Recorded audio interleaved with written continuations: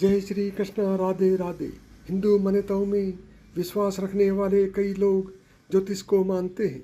लोग शादी से पहले कुंडली मिलान कराते हैं। ज्योतिष में कुंडली मिलान का काफ़ी महत्व है। इसके अलावा शादी से पहले ज़्यादातर लोग किसी पंडित से विवाह की तारीख तय कराते हैं। शादी की तारीख तय करने से पहले कुछ नियम हैं जिनका पालन करने से परिवार में हमेशा खुशियाँ रहती हैं। आज हम आपको शादी की डेट फिक्स करने के नियमों के बारे में बताने जा रहे हैं। इन नियमों का ध्यान रखना जरूरी होता है। नंबर 1, प्रथम गर्भोत्पन्न लड़के या लड़की का विवाह उसके जन्म मास, जन्म नक्षत्र और जन्मदिन को नहीं करना चाहिए। नंबर 2, एक मंगल कार्य करने के बाद 6 मास के भीतर दूसरा मंगल कार्य नहीं करना चाहिए। नंबर 3, पुत्र का विवाह करने के बाद 6 मास के भीतर पुत्री का विवाह नहीं करना चाहिए। नंबर 4, एक गर्भ से उत्पन्न 2 कन्याओं का विवाह यदि 6 मास के भीतर हो तो 3 वर्ष के भीतर उनमें से एक पर संकट आता है। नंबर 5, अपने पुत्र के साथ जिसकी पुत्री का विवाह हो फिर उसके पुत्र के साथ अपनी पुत्री का विवाह नहीं करना चाहिए। नंबर 6, 2 सहोदरों का एक ही दिन विवाह या मुंडन क्रम नहीं करना चाहिए। नंबर 7, ज्येष्ठ लड़के या ज्येष्ठ लड़की का विवाह परस्पर नहीं करना चाहिए। नंबर 8, ज्येष्ठ मास में उत्पन्न संतान का विवाह ज्येष्ठ मास में नहीं करना चाहिए।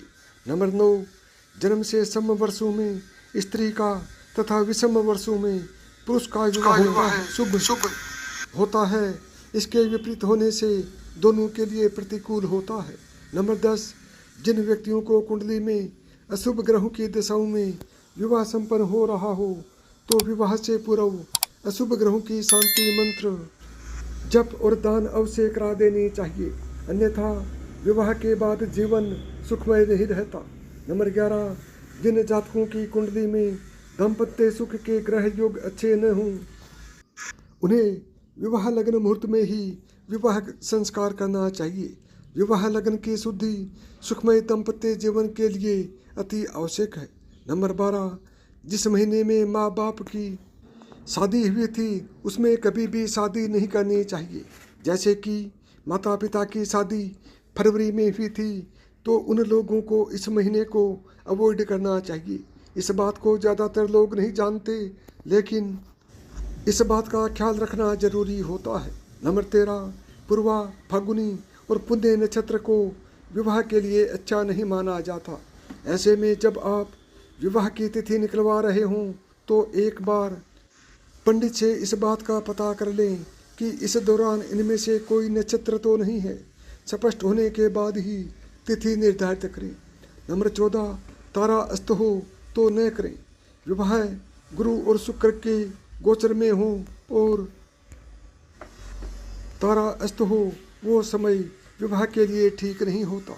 इसके अलावा चतुर्मास का समय भी विवाह के लिए शुभ नहीं माना जाता, इसलिए इन तिथियों में भी विवाह करने से बचना चाहिए। नंबर 15, विवाह से पहले वर वधू की कुंडली मिलाने से विवाह के बाद कुंडली में मौजूद ग्रह नक्षत्रों की स्थिति का पता लगाया जा सकता है। कुंडली मिलाने से ये पता लगाया जा सकता है कि जीवन में क्या बदलाव आने वाले हैं। विवाह के समय कुंडली मिलाते हुए अष्टकूट गुण देखे जाते हैं।